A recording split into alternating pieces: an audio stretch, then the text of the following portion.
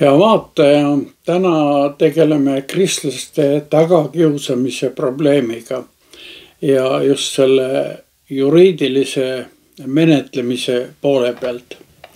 Rooma keiser Marcus Ulpius Trajanus oli pärit senaatorite perest. Ta sündis 53. aastal pärast Kristust Itaalia linnas tänapäeva Sevilla lähedal. Poliitilistel asjaoludel lapsendas keiser Nerva, kelle järeltulijaks ta saigi.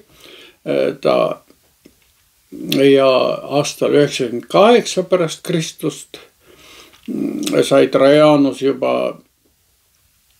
Trajanusest esimene provintsliku päritoluga keiser. Ta oli nii-öelda õnneliku käega valitseja, nii hakati teda hüüdma Optimus Princepiks, parimaks kõigist valitsejatest.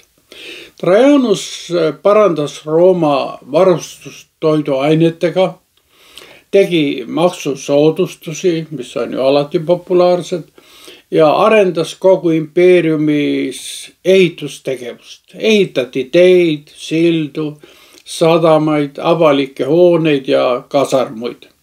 Rajati uusi linnu ja kolooniaid.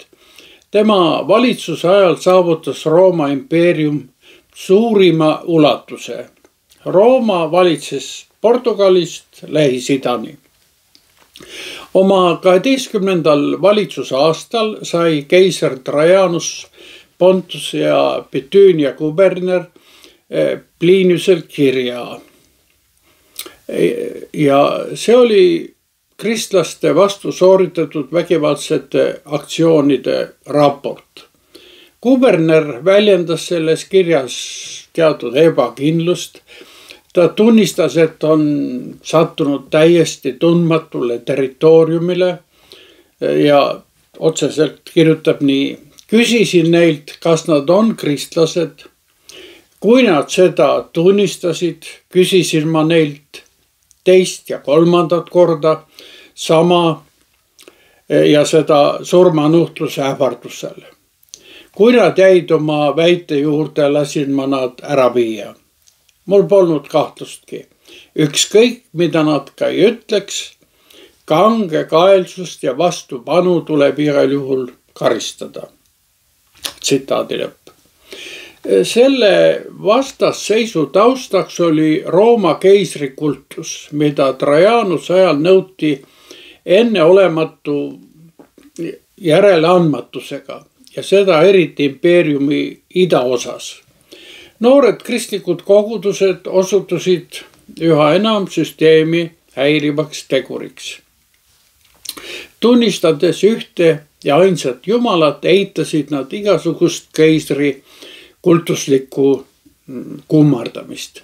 Seega vastandusid nad keisri kultuse loogikale ja selle arvukatele pooldajatele. Ilmselt tuli elanikkonna poolt ka märkimisväärselt palju pealekaebusi. Selleks, et kindlaks teha, kas keegi on kristlane või ei ole kristlane, nõudis Plinius, et kõik kahtlustatavad kummardaksid paganlikke jumalaid ja tooksid ohvri keisri kuju ees. Lisaks sellele tuli ka needa Kristust.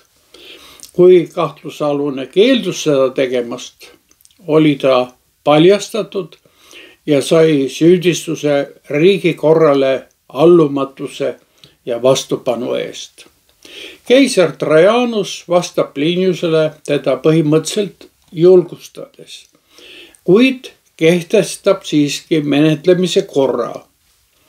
Isiklikult on keisril kristlaste suhtes muidugi eelarvamusi, kuid ta ei poolda siiski nende süstemaatilist tagakiusamist. Karistada tuleks tema arvates üksnes neid, kes keelduvad keisri kultusest osa võtmast. Kui kristlane ohverdas siiski keisri kuju ees ja tõi riigi jumalatele ohvrid, sai ta vabaks. Trajanus leiab, et anonüümsete kaebuste peale ei tohiks uurimist alustada. See seisukoht selgitab Rooma riigi suhtumist kristlastesse ja järgneval perioodil see ka nii toimib. Ei mingit üldist kristlaste tagakiusamist võimude poolt, aga küll olemasolevate kaebuste puhul tulnuks tegutseda vastavalt Pliniusele antud menetlemise korra järgi. Kuberner teeb lõpuks kokkuvõtte, et piinamised pole midagi rohkem ilmsiks toonud, kui vaid segase ebausu. Krist oli paganate jaoks lihtsalt rumalus. Hämmeldus tekitas aga see, et risti löödu nimel olid kristlased valmis isegi surma minema. Et vaatajad, järgmine kord räägime Johannese ilmutuse raamatust ja sellest taustast juba selle tagakiusamiste atmosfääri sees. Aga seniks kohtumiseni.